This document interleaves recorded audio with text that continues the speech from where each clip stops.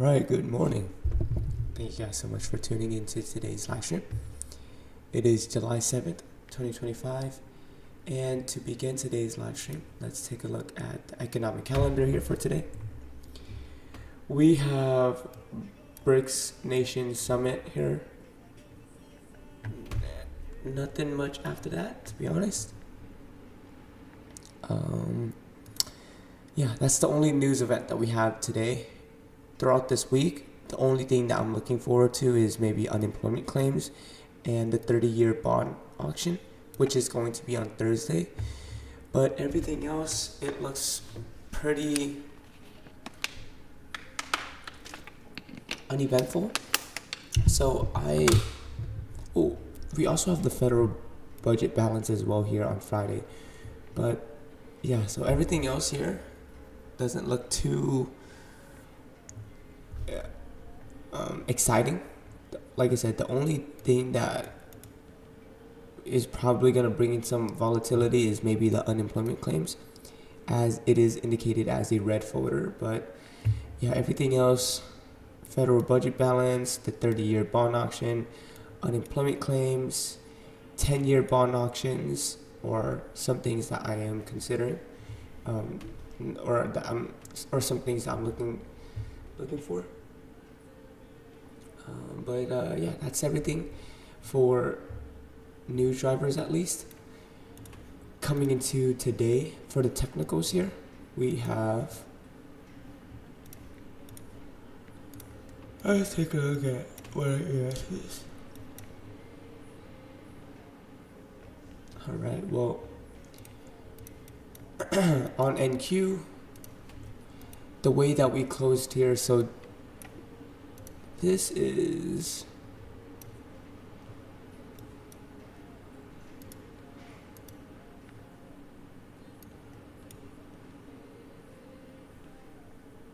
okay. I don't even know what's going on with this with this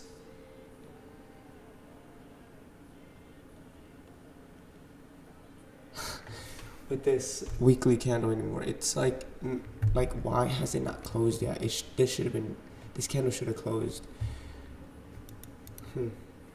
I think it's because of Thursday and Friday, and that messed up the weekly candle closures.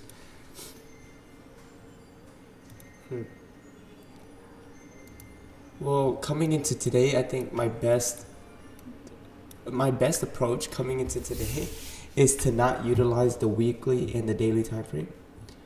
I don't think it's the best option for me to do so, because these weekly candles are kind of out of, they are not aligned here. I don't know what's going on, but this weekly candle this is supposed to be previous weekly candle, where that's where that blue line is drawing towards, right? That blue line is indicating the previous weekly candle, but that's not how the weekly candle was supposed to close.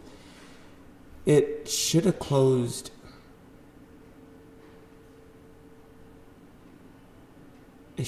here where that red line is. But yeah, I don't know. I don't know why these candles are closing like this, but I will just have to pivot. So yeah, coming into the morning session today, my best approach is to utilize these time frames here, the 4-hour, the 8-hour here, and depending on how those two candles close, that will give me a morning objective, right? If we close bearish here on the 4-hour time frame and the 8-hour time frame, then I will be favoring sell side delivery. I'll be favoring the delivery towards the low. If we close bullish, then I will be targeting the 4-hour high and the 8-hour high, depending on how we close. We still have about 22 minutes left until we close, so I don't wanna say a bias too early into the morning session. And yeah, that's kind of where I am now. Let's see here. So there is SMT here between ES and NQ. ES, we failed to take out the swing low here, and NQ we did. So there is SMT divergence.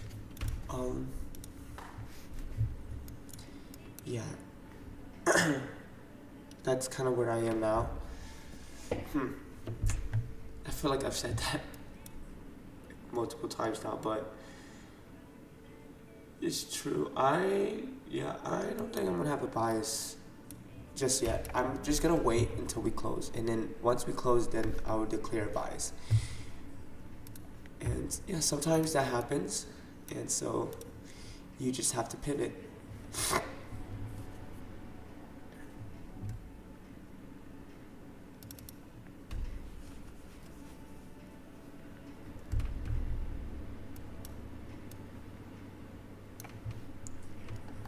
Alright, coming into this section of the live stream, let's take a look at some of the pros and cons from the previous week that I can bring over into this week. And so the first thing that I want to cover is to continue to take consistent setups. Consistent setups are, for me, are defined by having a higher time frame objective, a model, and a entry pattern. There are three things that I look for in prices, right? The first, the higher time frame objective, it's a little bit easier for me to explain to you guys through an example, but a brief summary of what a higher time frame objective is. It's essentially the bigger reason for why prices should be continuing in a specific direction. That could be us taking out a daily swing high. That could be us taking out a weekly swing high. That could be us taking out the 4-hour swing high. Right? Higher time frame is the reason why it's higher time frame, the word higher time frame, is because my model should be on a lower time frame relative to the higher time frame, and they both should be supporting the same idea. So if my higher time frame objective is on the 1-hour time frame and the hourly candle is suggesting to me that we should be continuing higher, then my model could be based off of the 15-minute time frame, and the 15-minute time frame should also be suggesting higher prices. So higher time frame, it's not subjective, but it could stand for any time frame as long as you have a time frame that's lower to it that you can use to align yourself with that time frame. So that's essentially what a higher time frame objective is, and a model. I can show you guys an example after these pros and cons to give you guys a concrete example, and it just so you guys can visually see it. The last thing that I look for is a entry pattern. My entry pattern of choice is always going to be a fair value gap. If I'm bullish here in the example that I just gave you guys with the 30-minute bullish and the 15-minute bullish, right? Then my fair value gap, that my entry pattern should be a BISI. It should be a buy side imbalance, sell side inefficiency. It should support the idea of higher prices, right?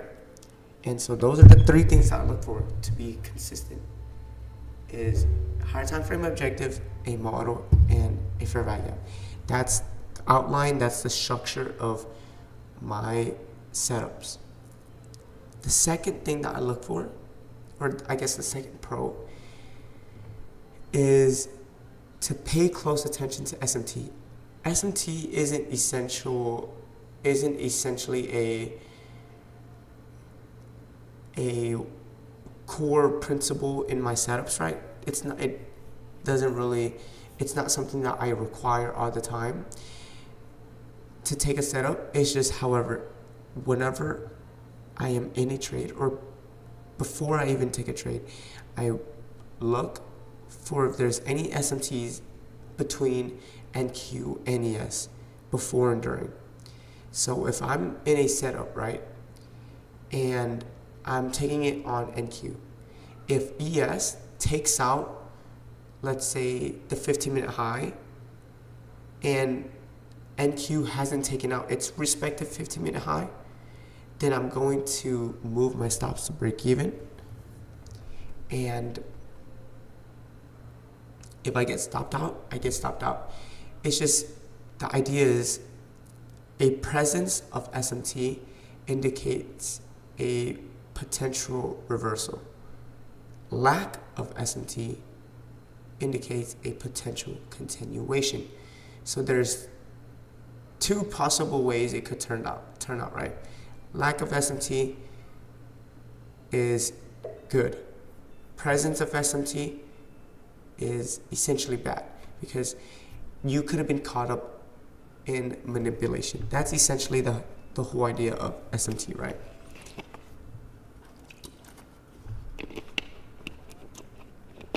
All right. Third, utilize every single time frame. Time is fractal. The idea is,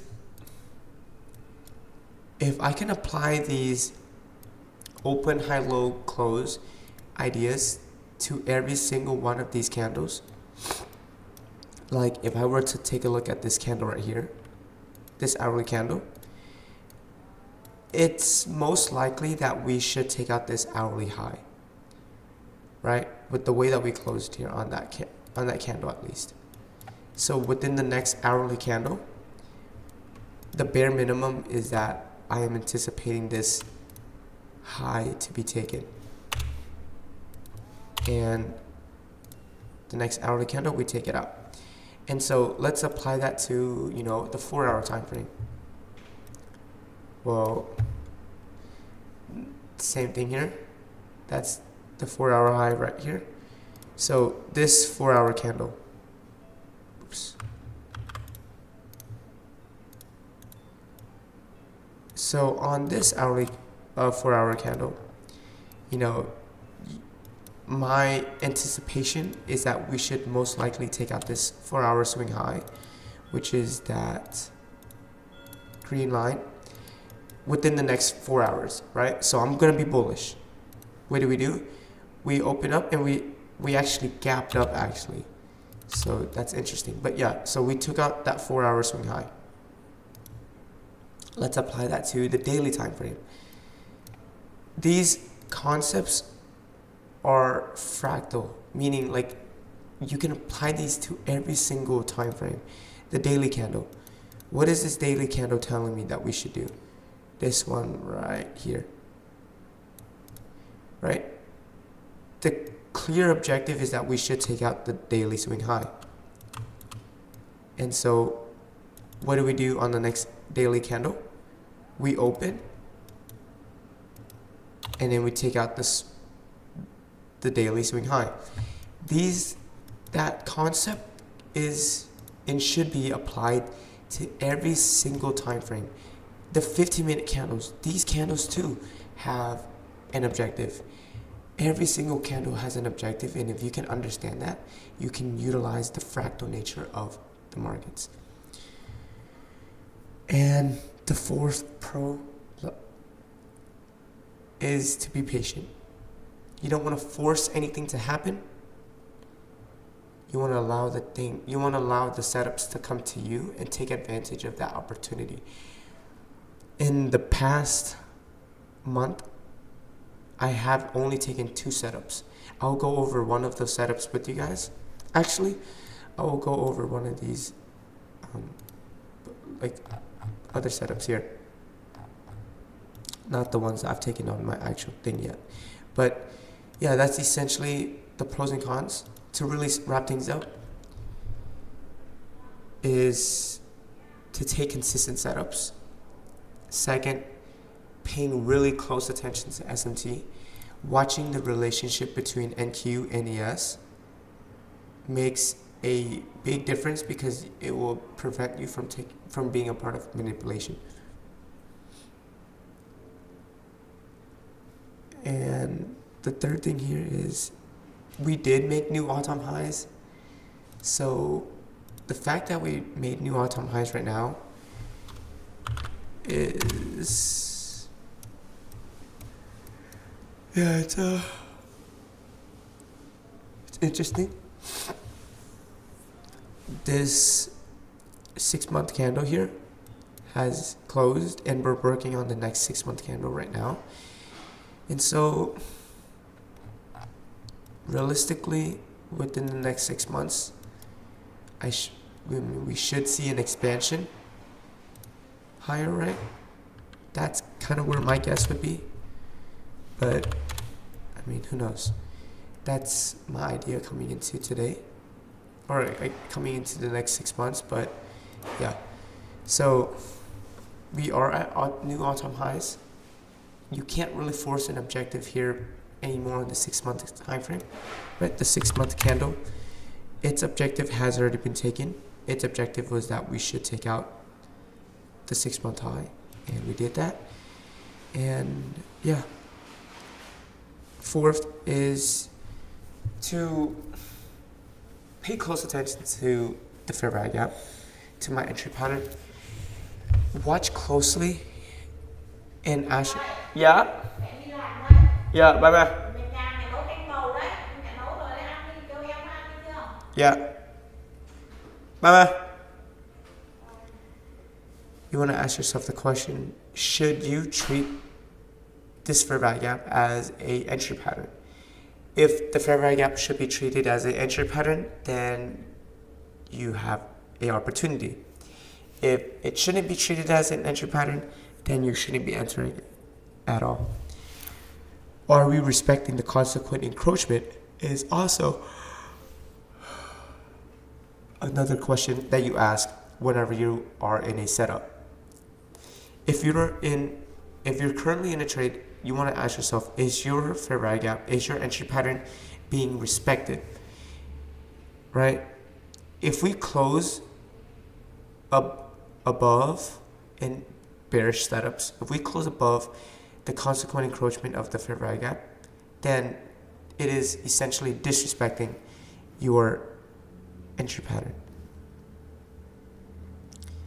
And yeah, that's basically pretty much it for the entry pattern. So watch closely at how we treat the entry pattern and how the fair value gap or slash entry pattern even got created.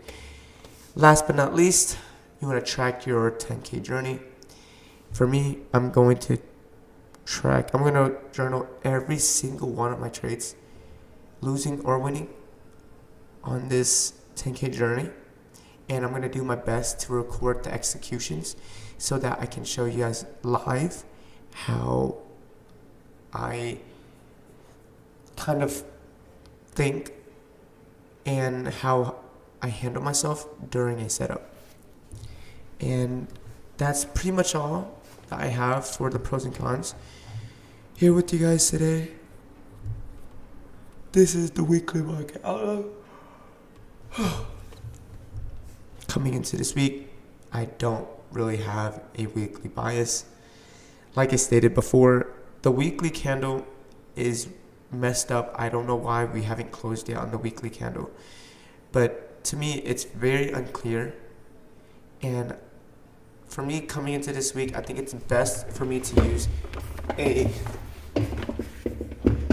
intraday / daily bias, right? I'll use the intraday time frames majority of the time. And yeah, that's kind of where I am.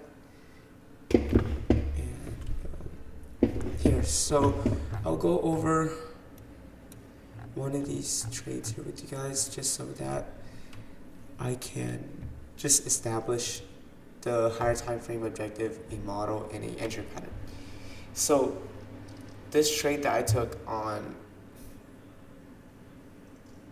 April 14th, 2025, it looks like the higher time frame objective here is based off of this 30-minute candle closure. So this 30-minute candle here closed bullish, or sorry, not bullish, bearish.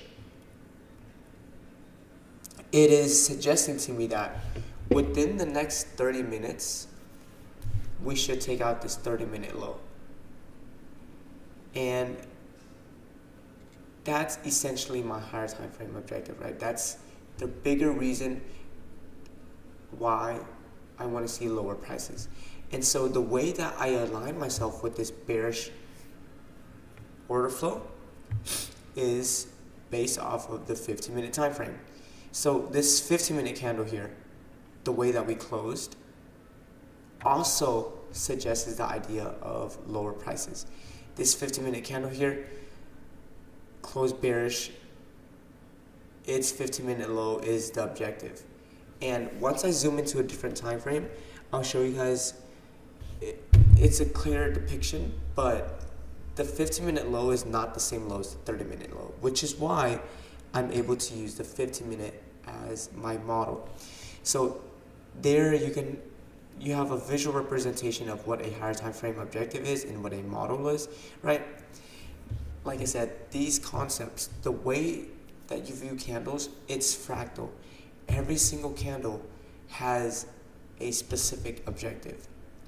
If you can apply that objective to every single time frame, you'll have a lot more opportunities and you'll be able to read the market like a book. Right? And so yeah, that's kind of my idea here, is lower prices because of the 30-minute and the 15-minute. And so going from the 15-minute model, I go onto the sub 5-minute time frames for an entry pattern. And so I notice specifically here that there's a 3-minute fair value gap that I could use as an entry pattern. So prices here gives me the opportunity of trading back into this 3-minute fair value gap. And once we rebalance into this 3-minute fair value gap, we should respect it. This is when you know when a fair value gap should be respected and when it's not. Majority of the time, if you're bearish, the fair value gap is going to has a higher probability of getting respected if you have a firm understanding of why it should be respected, right? And the reason why it should be respected is because of the 15-minute model and the 30-minute higher time frame objective, right? Those time frames are telling us that we should be continuing lower. So if this fair value gap supports the idea of lower prices, then it should be respected. Here's a closer look at the 1-minute time frame. Here you can see we open here, we rebalance into the 3-minute fair value gap, we respect it, we take out the 15-minute low, and then we take out the 30-minute low. Notice 30-minute low, 15-minute low, there are two different lows. That's just something that I do want to draw your attention towards, is that there are two different lows, and after we expand towards the fifth, the idea is that after we take out the 15-minute model's low, we should expand lower towards the 30-minute low. And yeah, that's essentially the setup. Very simple, right? Like I said, all I'm looking for is an entry pattern, all I'm looking for is a higher time frame objective, a model, and an entry pattern. That's it. And so let's see what we have for us coming into the morning session today. Well, the 4-hour candle here and the 8-hour candle, it's closing pretty indecisively, right? I can't make the assumption of either higher prices or lower prices here. Its closure is literally like dead in the center, and so because of that's where we're closing. Coming into the morning session today, I'm going to elect to not use any of these time frames. I'm not going to use the 4-hour or the 8-hour because of its indecisive closure. My best bet coming into the morning session today is to use maybe the 15-minute and the 1 hour, and maybe once a new 4-hour candle gets closed and a new 8-hour candle gets closed, then I'll consider using that next candle. But for the present 4-hour candle and the 8-hour candle, I'm not going to force an objective here.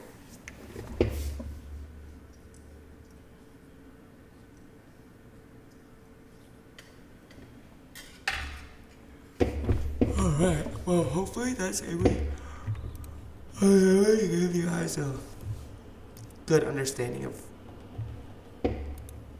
why I view prices and how I view prices.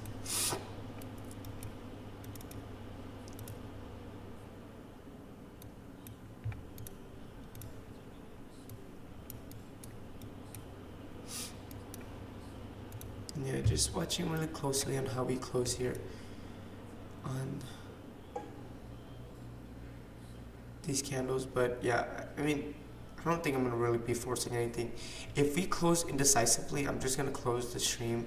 I'm gonna end it early, and well, not end it early, but I mean, I've already gone over everything that I wanted to go over.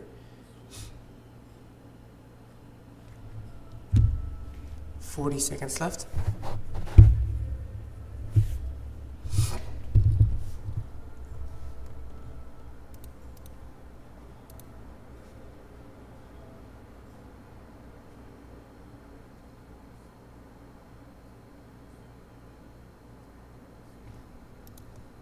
.22 seconds left, and yeah, it's looking pretty indecisive. I don't think I'm gonna really be forcing anything here. 11 seconds. Let's see if we can make a massive move in 11 seconds. I doubt it. 3, 2, 1, and pretty indecisive. So yeah, I mean, it's not clear to me if we should take out the 4-hour low or the 4-hour high. Same thing here on the 8-hour time frame as well. No bias. I'm completely okay with that. I'm okay with not having to take an entry. I'm okay with not having that opportunity, right? That's gonna happen. You just have to have patience and discipline and not be excited to force a setup to happen. And yeah, so my best bet coming into the morning session today, or I guess my best approach for today in general, would be to maybe wait for these next candles to close, right? This 6-hour candle is going to close in about 2 hours or so. It's going to close at 12 p.m. and a new 6-hour candle is going to be open. And so you can use that new 6-hour candle, or you can use this specific 6-hour candle to, once it closes, it will give you an objective, so you can use that candle. Same thing here on the 10-hour time frame. And yeah, so coming into the morning, or coming into the rest of the day, gonna use intraday models, not touching the 4-hour, or I'm sorry, I'm not gonna touch the daily, I'm not gonna touch the weekly, I'm not gonna touch the monthly. Their objective is either unclear or it's already been completed. And yeah, so that's gonna be that's gonna wrap it up for today's live stream. Thank you guys so much for